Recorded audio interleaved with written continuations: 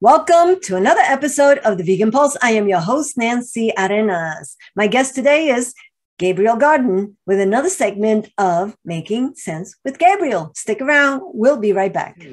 Hi, Gabriel. Welcome back to Making Sense with Gabriel. Hey, Nancy. Good to see you.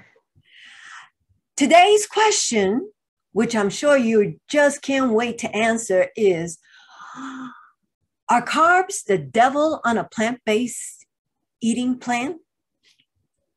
Well, I sure hope not, because I eat a ton of them.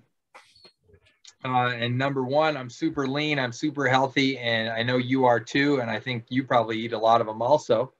And I don't have any blood sugar control problems either. My blood sugars are all looking great. And of course, carbs are one of the bad raps carbs get, of course, is that they raise our blood sugars and they'll either cause diabetes or, lead to type 2, diabetes or obesity or whatever the case might be. And number one, I tell people, well, all carbs aren't created equal, right? Yes, there's better and worse forms of carbohydrates. And of course, I'd recommend that we lean toward the better sources, the more nutrient dense, the more nutritious sources, the healthier sources of carbs. And we reduce or eliminate the unhealthy sources. So unhealthy sources, first off, white sugar, or any kind of concentrated sweetener, including maple syrup and honey. Maple syrup and, honey, especially on a vegan diet, is a no, right? But at least it's a natural sweetener that can be minimally processed. And so people will say it's better for blood sugar control, but I still lump it in. Honey, maple syrup, raw sugar cane, even if it hasn't been bleached and everything like white sugar or more heavily processed, especially white sugar, white flour included in there. These are all simple forms of carbohydrate. They've been processed. All the fiber and the other, the other parts of the plants from which they come have been removed. And when you remove the fiber, say in the sugar cane, or you remove the fiber in the sugar beet that they also use to make sugar, it goes into loads of processed foods and sodas and everything else that are chock full of sugar and sweetener. You're losing all the beneficial compounds. You're losing the fiber, which is one of the key nutrients that helps to slow down the absorption of blood sugar into our bloodstreams and prevent those spikes, those blood sugar spikes that then inevitably lead to the blood sugar crashes that leave us feeling lightheaded and, sweaty and or nauseous and, feeling terrible. And then that leads to cravings, of course. And then people go right back to the donut, or they go right back for another soda because that crash left them feeling kind of miserable, and then they're like, oh, I need to get that hit of dopamine again in my system, and the sugar will bring that right back. So then they go right back for another fix. But we want to avoid that by eating, of course, we talk a lot about whole plant foods, right? There's nothing wrong with eating a little sugar here and there on occasion, drinking a sweet drink or something, or some juice, even if it's a whole natural juice, right? An orange juice has basically, even if there's some pulp in there, which most of the time people probably aren't even drinking some pulp, but that's still such a minimal amount of fiber if you compare the orange juice to the amount of fiber that you're going to get in a whole entire orange. And so fruit juices are better than soda, but I'd still encourage people to drink less of those because it's a very fractionated, kind of highly processed form of eating fruit. We want to turn more to the whole fruit in any case because it's got the fiber there. And it's got a bunch of other nutrients that are kind of attached to the fiber in the fruit. So we want to be eating the whole fruit because that's going to bring down that blood sugar response. Our blood sugars won't spike so quick, and then we're not going to have those inevitable crashes that lead to lots of cravings. And then there's that vicious cycle that happens where, we go from a high to a crash, we crave, then we go right back to those same foods that give us those quick fixes. We want to avoid those quick fixes with nutrition with it whenever possible. And so, yes, carbohydrates are not bad. It's just choosing black beans over jelly beans, right? Jelly beans, highly processed, full of sugar, absolutely no fiber. And fiber, again, 97 or 98% of Americans aren't even meeting half the minimum requirement based on the US dietary guidelines for fiber consumption every day. So the minimum requirement on average, if you average males and females and different ages and different sizes and everything else. Again, every person's needs are going to be slightly different, but the average fiber need per day minimum, right, is 31 grams. And the average American, 97 or so percent of Americans are only getting 15 grams a day, Nancy, 15 grams. And again, fiber only comes in plants. And all plants are going to have carbohydrates in them. But it's those whole minimally processed forms of plants, the black beans instead of the jelly beans, you know, all these different things. So all of our beans, all of our fruits and vegetables, all of our nuts and seeds, all that stuff, and then all of our whole grains are great, all have carbohydrates in them, but if we're eating them in their whole unprocessed forms, that's good carbohydrate. It's going to give us good sustained energy throughout the day. Again, carbohydrates are converted to glucose in the system. That's the most simplified version of carbohydrate or sugar that our body uses for energy, right? And without it, yes, we can convert to kind of burning fat for fuel on a ketogenic diet or on a water-only fasting diet, which of course you can only do temporarily because you can't survive on water forever.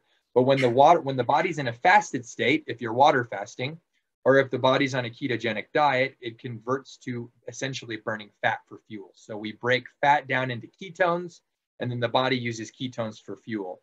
But I wouldn't ever recommend that long-term, right? It's something that could be done short-term as a keto diet, as if you're, you know, using it for some type of to treat some type of a health, you know, issue, some type of a chronic health issue or acute health issue. Or you could use a water-only fasting therapy, again, to do the same thing, to treat a health issue like chronic high blood pressure, for instance. But that's something that shouldn't last forever. Eventually, people should go back to eating a wide variety of foods, including foods that are rich in carbohydrates. But we want to just, again, turn to the high-quality, natural, minimally processed forms of carbohydrates, the beans, the whole grains, the fruits and vegetables, the nuts and seeds.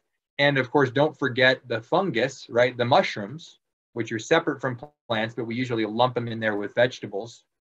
We want to be eating loads of those foods. And then if we have a little bit of processed sugar or maple syrup or whatever it might be, that's certainly not the end of the world. There's nothing wrong with having treats, right? Or enjoying something sweet if you have a sweet tooth. But the majority of our calories and the majority of our food wants to come from this other group of foods, the whole plant foods, which are rich in carbohydrates, but the whole minimally processed ones that come bound with fiber and whole plant foods, because fiber is essential. Like I say, most people are only getting around 15 grams of fiber a day, and 31 is the minimum. Ideally, we're getting 40 or 50 or 60 or even 100 grams of fiber, depending on how much we eat every day.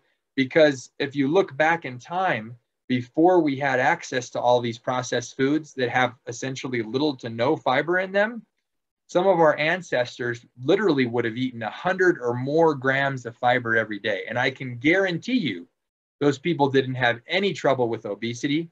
They didn't have any trouble with blood sugar control and type 2 diabetes, because fiber is a key to good health.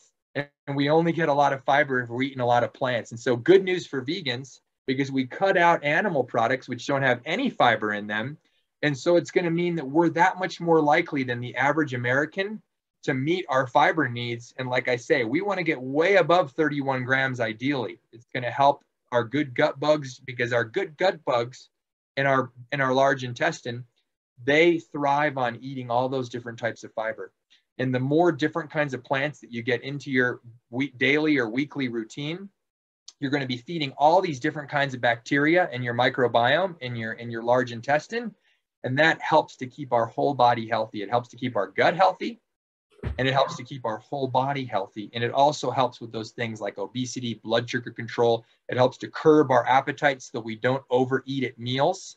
It all comes back to fiber, which all comes back to eating more plants. So way to go, vegans. You make a great choice by being vegan, because we're just going to increase the amount of plants that we get in our diet, because we're eliminating a lot of those fiberless foods. But beware, because a lot of vegans, especially in today's day and age, because we have a vegan replication for every animal product on earth, right? Some of those, yes, they still have some fiber in them, but they're highly fractionated. They're highly processed foods, and they're not nearly as health promoting as those whole plant foods that should be the centerpiece and the staple of any vegan diet. So more whole plant foods and you'll be good to go. Nothing to worry about with carbohydrates. You're choosing the right foods. Let me ask you something.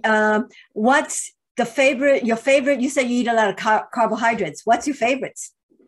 I mean, like I say, every plant is going to have carbs in it. And so I eat loads of beans every day. Beans are something that no vegan or no person really, because even an omnivore could eat a lot of beans every day, and they should. We should be eating loads of beans, right? So think chickpeas, black beans, pinto beans, kidney beans or red beans, white cannellini beans, adzuki beans, tepary beans. Tepary beans are beans that are native to the people of the southwestern part of this country, right? So the indigenous peoples that have been here for thousands of years, they were eating the tepary bean going back, millennia. And so we want to eat more of all kinds of different beans. And then, like I say, whole grains, those are a wonderful source of complex natural carbohydrates. And so think brown rice, think oatmeal, think oats, think quinoa, think millet, think rye, think barley, think whole wheat, think teff, think sorghum. The list goes on and on. We should be eating a great variety of all these grains. And then, of course, fruit, very rich source of carbohydrate.